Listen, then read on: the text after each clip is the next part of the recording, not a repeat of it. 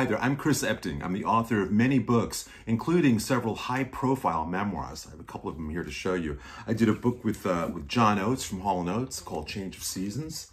I did a book with the great Olympian Shirley Babashoff called Making Waves. And most recently, I finished a book with former teen idol Leif Garret called Idol Truth. And now I'm ready to help you start working on your memoir. This video program has been put together very generously by the Newport Public Library, along with a sponsorship from the Friends of the Library. So thanks to them, I think I've done a great job so far in creating outreach during this really kind of strange time we're all going through. And you know, as far as what we're living in this era right now, it's obviously created a lot of anxiety. It's created a lot of pain, a lot of loss. But it's also created a lot of time we didn't have before. And from a storytelling standpoint, that's actually not a bad thing, because I think a lot of us today are feeling very reflective and very very nostalgic about where we've been and where we're going. And it's created a lot of emotions, and that's a good time to write. There's a lot of conflict coming to the surface. And if you've ever thought about documenting your story, I think now could be a really good time for it. So we're going to talk about that right now in part one of my my little video memoir writing series here. First thing to think about is, what is a memoir?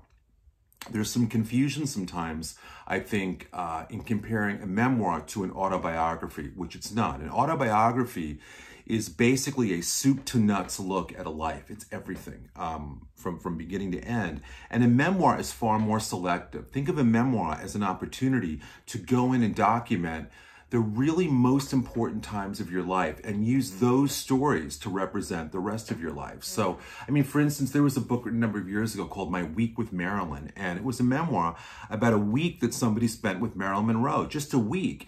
Yet the writer was able to look at that week as something so important that it could be fleshed out into an entire book. That's what memoir is. It's those experiences. I have a quick story I'll share with you.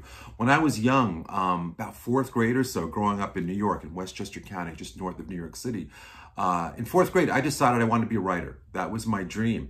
And my parents suggested that I reach out to a local writer, somebody I'd never heard of, named John Cheever. I would learn later in life that John Cheever was one of the great fiction writers in American history. For me, right up there with Steinbeck and Hemingway and many other great lines of literature. So I wrote John Cheever a letter when I was a kid, and he wrote me back and was very generous about offering to help me with writing. And so I went to his house, I brought one of my stories there, and we worked on it together. And that started probably about a 7 or 8 year friendship until he died, and I was in college at that point.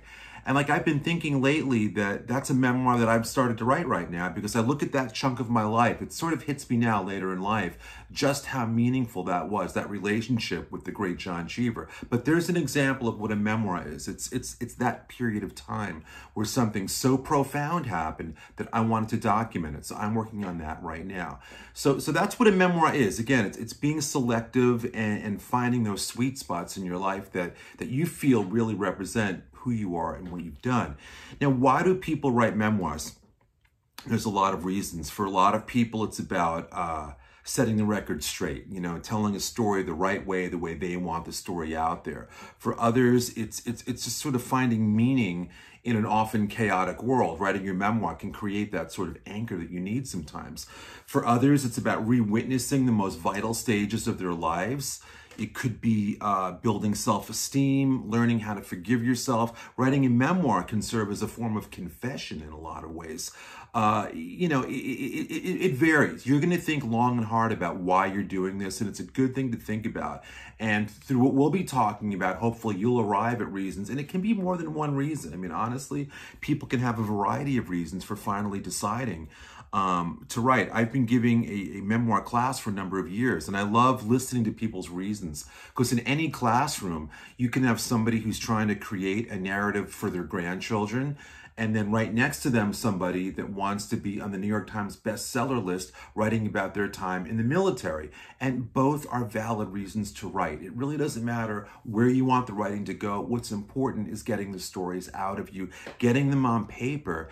And there's a therapeutic feeling to that, and something very cathartic about memoir writing that I think is healthy on a lot of different levels. And again, especially during this time in history right now, where there is so much So much feels unsettled right now, but writing your story is something you can control and you can make happen. Hopefully we're going to start that today.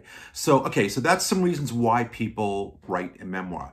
What I'd like you to do as we move forward here through this video and the next two that you'll see after this, I'd like you to have old-fashioned, low-tech pad of paper or something that looks like this. Computers are great, but I think there's nothing like having paper and pen or pencil to write on. You're going to need this with me because, again, I'm very much about writing things down and having a hard copy of them that you can refer to. So grab a pad, or when the video is done, grab a pad. And what we're going to do is talk about how you begin to start formulating your memoir.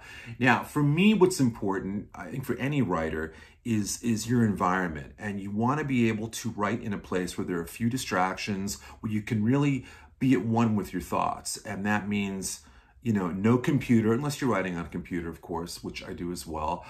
Certainly no phones or social media. You don't want to be distracted.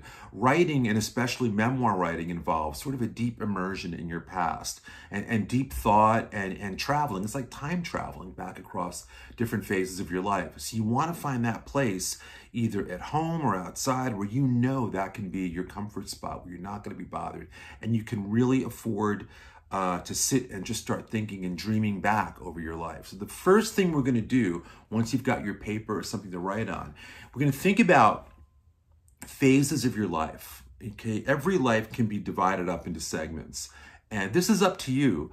But you want to think about, you know, sort of the beginning and end points of different segments of your life. So why don't we start with making a list and you think about those segments. I mean, for some people, I mentioned writing a book in the military. Being in the military or in the service, that can be one segment of life. Being in college can be a segment of life. Raising a child can be a segment, or a variety of segments given the different levels of you know, child rearing. A certain job can be a segment. When I got out of college, I went into advertising. I wrote and directed commercials for years. And so my advertising life is a separate segment of my life. And I actually wrote a book about that period in life called Diary of an Ad Man, which was a memoir about that period of my life I think advertising is a fascinating industry. And so I wanted to write about it. So think about it. I mean, it could be, like I said, a job that you had. It could be a relationship that you had. It could be a place where you live.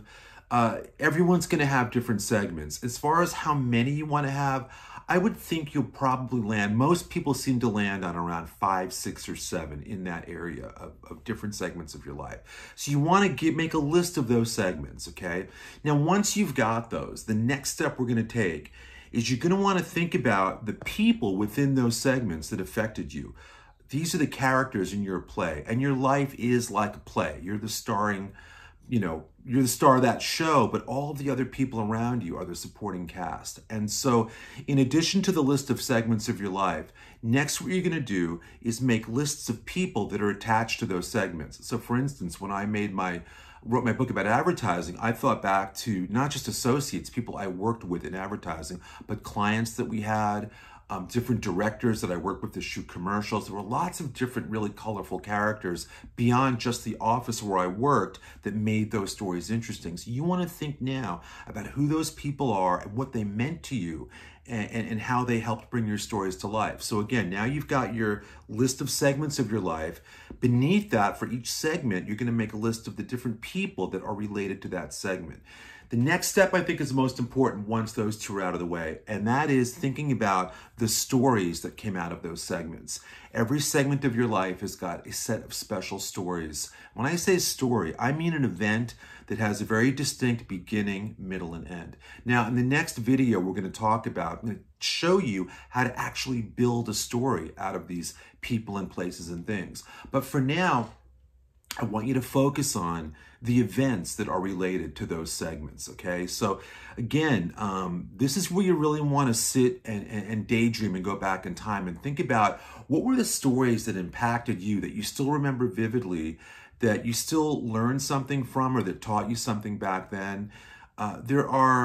Look, we have stories every single day in our lives. Some are little, some are medium, some are big, and everything in between.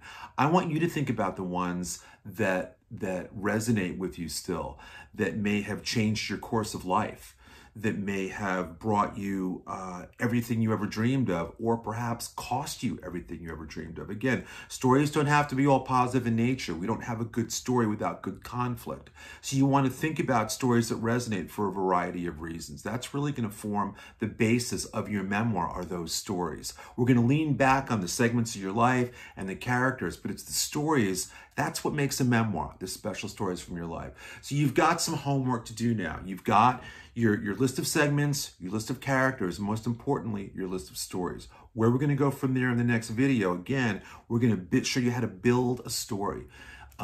It's hard to, we're going to do 3 video segments. I want to leave you with, and as we do these, I want to impart enough direction where you can get started. But I want to tell you, there's nothing like being in person to do this. It's really fun to take a writing workshop, to be with other writers, to read your work in front of people. So hopefully, when the world gets back to normal, we'll be back at the Newport Public Library, one of my favorite venues, to start up the writing workshops there again and get those going. But in the meantime, again, I want to thank the library and the friends of the library for sponsoring this program. I think it's a really important thing to do during these times. And in the meantime, you do your homework, get all those things down on paper, and then I will see you in the next video where we will learn together how to build a story. Sound good?